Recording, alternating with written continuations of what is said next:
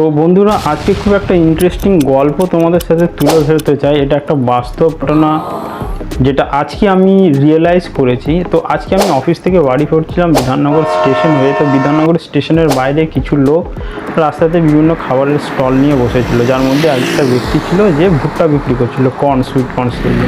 তো কিছু ভুট্টা ছিল কাঁচা, কিছু ভুট্টা ছিল যেগুলো আগুনে সেকে বিক্রি করা হচ্ছিল।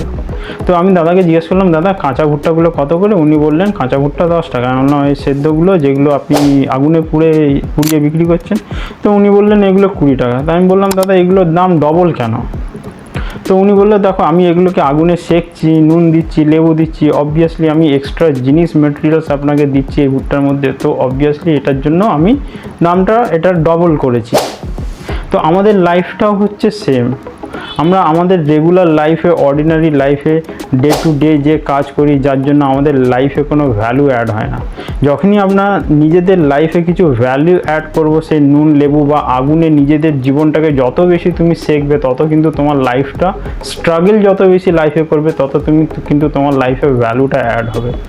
তো নিজেকে যদি অন্যের থেকে ভ্যালু ইনক্রিজ করতে চাও, নিজের লাইফে যদি ভ্যালু ইনক্রিজ করতে যাও, তোমাকে কিন্তু অলওয়েজ ভুট্টার মতো তোমাকে আগুনে নিজেকে সেকতে হবে। তাহলে কিন্তু তুমি অন্যের থেকে আলাদা হবে এবং তোমার ভ্যালুটা সবার থেকে বেশি হবে তখনই। তো ভিডিওটা যদি ভালো লেগে থাকে অবশ্যই শেয়ার করো, এবং আমাকে ফেসবুকে এবং আমার যে ইউটিউব চ্যানেল রয়েছে সেই চ্যানেলে আমাকে অবশ্যই ফলো করো।